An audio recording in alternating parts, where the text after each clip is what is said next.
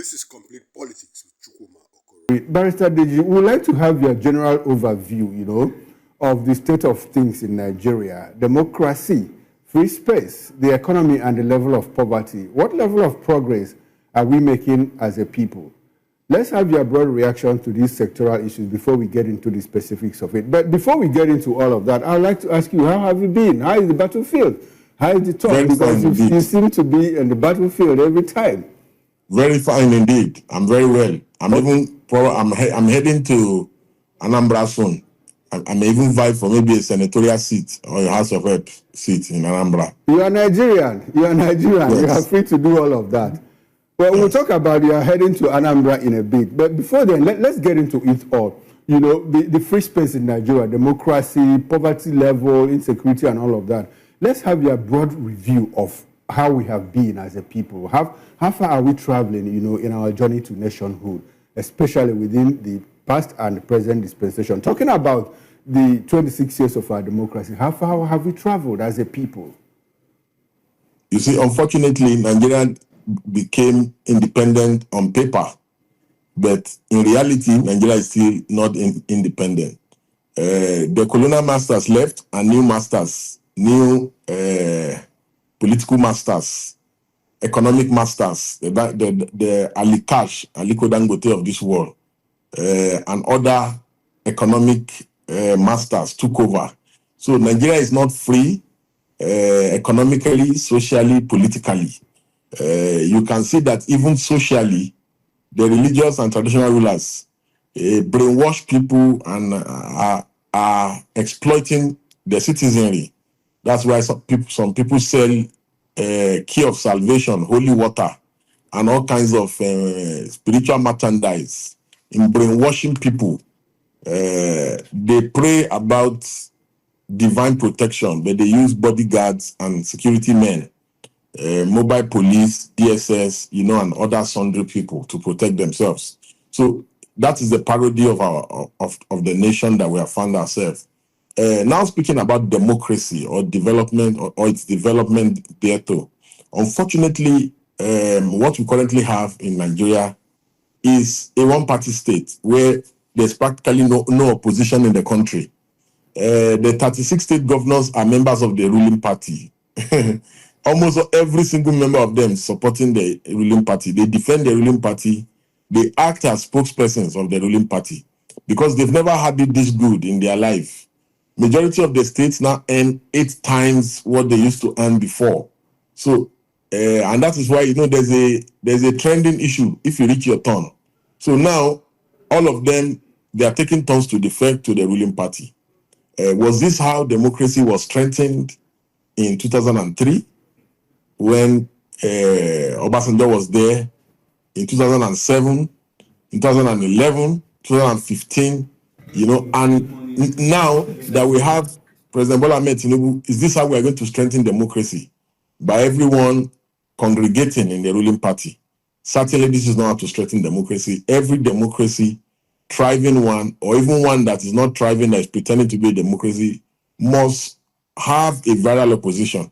And that is currently lacking in our country. If you look at all the other indices of poverty is at a record high. In fact, when I see some of the statistics, I'm extremely alarmed. But the political class, they are not alarmed, they are not worried. All you have today in a form of opposition in the country is ambitious people who just want to run for running's sake. The opposition had just one duty in 2023, one duty, not to split their votes. That will have prevented Tinubu from coming to power and APC from retaining power. But alas, they thought they were smart that by dividing their votes, they will be able to, they wanted to prove a point that, this person, I can run without this person. I can be president on my own. Now look at them. They've come together when it's already too late. As far as I'm concerned, 2027 is already a done deal. Tinubu has already secured the second term. We should all, zero down our expectations so that we don't have nervous breakdown. I personally don't want to have nervous breakdown as far as 2027 is concerned. I've already considered that Tinubu has secured the second term. And my expectations now is centered around 2031, because, and the opposition, they are absolutely to blame. How can almost all the governors in the country defect to the ruling party? How? Wike, look at the role that Wike played in the last election. They left him to continue to remain in the party. Should have driven him away. And we have weak people in the opposition, noise makers. Look at them. I think we're making noise on social media. Is that opposition? People will be making noise, tweeting on. Is that opposition? So that is my take. All right. Thank you very much, Barrister Deji. But you have said quite a lot in these few minutes that you spoke to me. But let's begin to interrogate it. In your opening intervention, you said Nigeria got independence, on paper, and that a certain class of people have also subdued us away from the real independence we are supposed to have. You mentioned the business class, and you mentioned the name of Aliko Dangote. You said Ali Cash.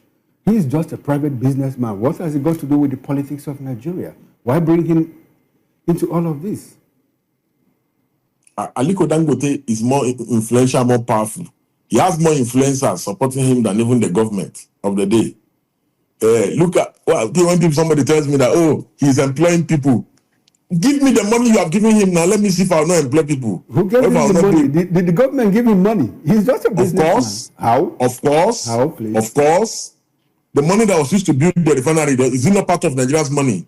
I was taking the refinery, was it not 30% before? Equity participation. That's what I'm saying. Okay. Look at all the various concessions that was done for him, the rate at which they were giving him dollar. They were practically giving him almost all our forex in this country. How can you give one person? Even our constitution forbids that kind of dealings. Like the constitution says you must give everybody equal opportunity, economic opportunity. You must give everybody. And that is why sometimes I wonder whether this is Federal Republic of Nigeria, Federal Republic of Dangote. There is no way that anybody can justify the kind of patronage that Aliko Dangote has received. And he tries to trivialize it and make it as if it's not Nigeria's money that was used to build the refinery. How did our equity in that refinery from 30%, how did it jump to 8%? Or is it 7% as of today? How did it jump to that? And you know what these guys do is just, they turn everything into deals.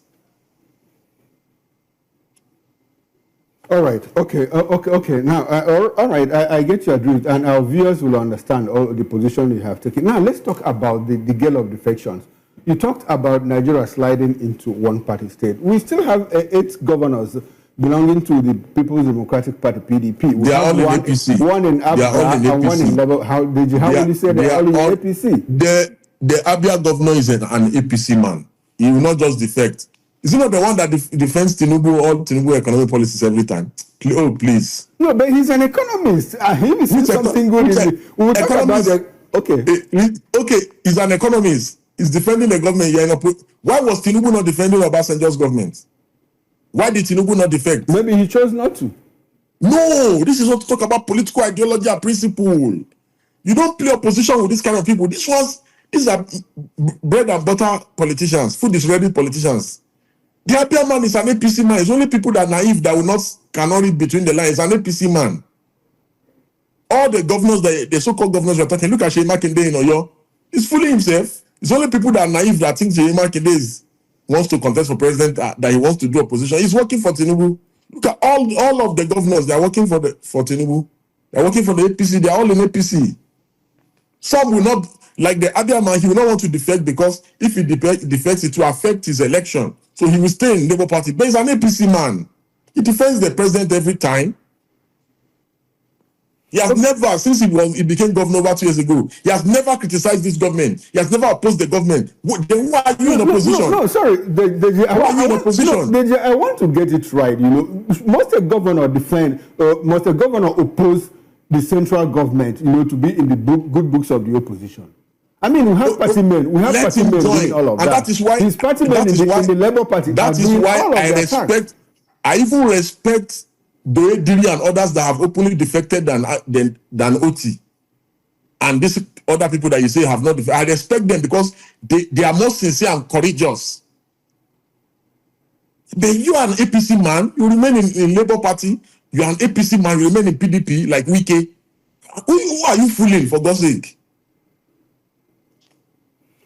Okay, now, How can you say you're an opposition governor? Since you've been an opposition governor, you've never, with everything that's gone wrong in this country, you've never seen one reason why you should oppose the government?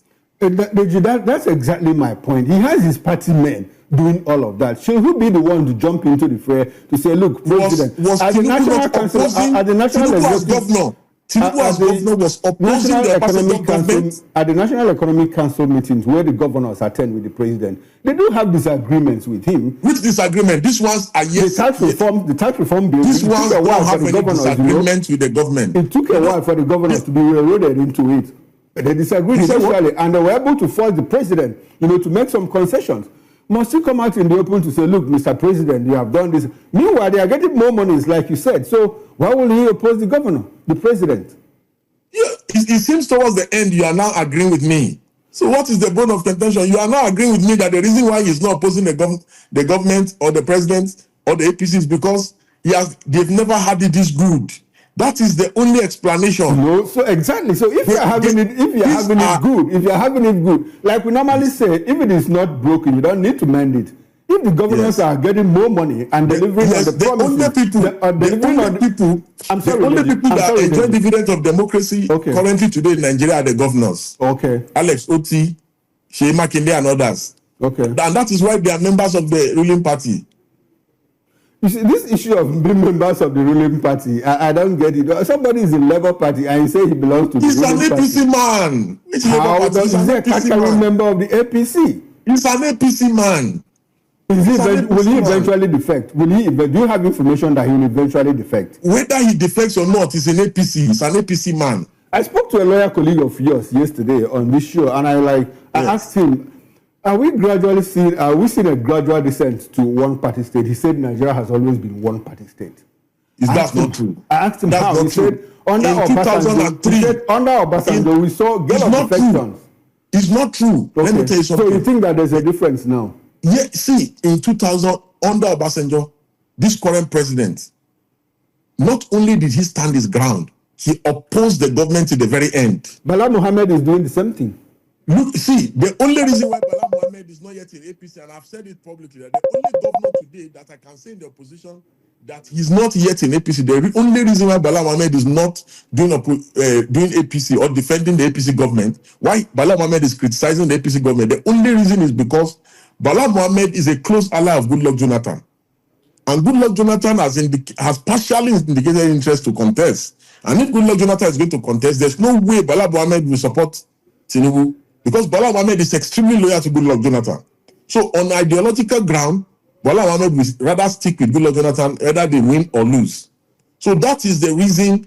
And Bala Mohammed is the only one among them that have been critical of this government. Okay. The way Tinubu was, all the other opposition governors, they are in APC. Oh, go ahead, Deji. I'll land on your thought. Go ahead. Yes, so what I'm saying is that all the other governors are in APC. They may not be card-carrying member, but they are members by their conduct. And we have seen their conduct. They are more or less, these governors are more or less media aides of the president. If you see somebody, a governor of an opposition party, like in the Abia man and the Oyo man and others, you see them when they critical issues that everybody knows is black, they just come and they start defending the government. Okay. Issues around unemployment, issues around inflation, all these issues, they start defending the government. All right. Still talking about the Gale of defections hitting the People's Democratic Party. The other day, that was on Tuesday, Peter Mba of Enugu State, formally declared for dumped the PDP and moved the best governor in the Southeast. The APC grabbed him just like that. Just like that. Good. And Kassim Shettima, the vice president, was on hand, to receive him into the APC fold. And you know what Kashim said? He said with the defection of Peter Mba to the APC, now the Southeast has been brought into the mainstream of Nigerian politics. I would like to put you on the spot. You are Nigerian basically. If you were from the Southeast, will you feel insulted by that comment from the vice president? You see, the problem of the Southeast are the leaders.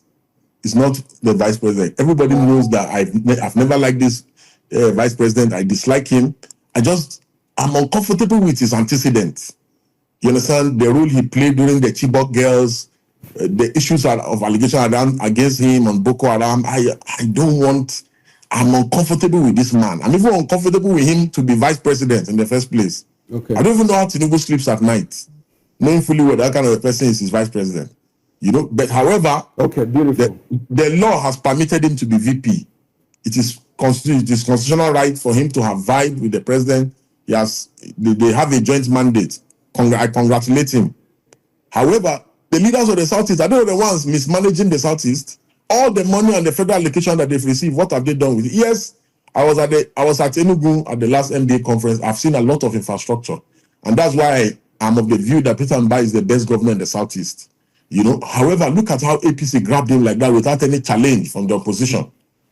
The so-called people that want to contest for president, Peter Obi, Atiku, they couldn't prevail on the man that we need to oppose this government. We need to stay. We need to ideologically. He was plucked like a flower in a garden by the APC, and he was just gone like that. So it tells you that these people are not ready for any election. They are not planning to contest any election in 2027. Okay. No, all right, Deji, I'm sorry to go back to it because I like for us to treat it like he says that with Peter Mbai's movement from the PDP to the APC, that Southeast has been brought into the mainstream of Nigerian politics. What is that supposed to mean? Because a lot of people are asking. Peter Mbai himself said same thing. He was the one that said it, that they are now close to the center. So and many Southeasterners have been saying it. That the reason why we are defecting to APC is because we want to be at the center. We want Southeast. The VP remarks is not new. That's what the people, and that's why I said. That's why I said you must put the blame where the blame should be. Okay. The mismanagement of resources allocated to the Southeast, the bad road in the Southeast. Is it not leaders in the Southeast that are causing it? Because my zone, the North Central zone where I come from, the mismanagement of my zone, the maladministration and the bad governance in my zone, is it not caused by people of my zone? Democracy only exists partly in Abuja. Look at this. Governors they are not accountable. Look at the amount of resources that they are receiving. What is happening in the states? Practically almost nothing. Look at all the Southeast states. You travel by road. The roads are completely up. I think the Southeast has one of the worst road networks in this country. And I've been to every state in Nigeria. So who is to blame? Is it Kashim Shettima that I don't like that is to blame for the plight of the Southeast? Okay. Look at this issue of Nnamdi Kanu. Detained extraordinary rendition of Nnamdi Kanu. Nobody in the Southeast have come out to boldly challenge the government to say, release this guy. And we are seeing open negotiation with terrorists that have killed people. They are carrying guns all over the place. Government is forgiving them. And people in the Southeast cannot talk. Is that one Kashim Shettima's problem as well? He's taking it up. Okay.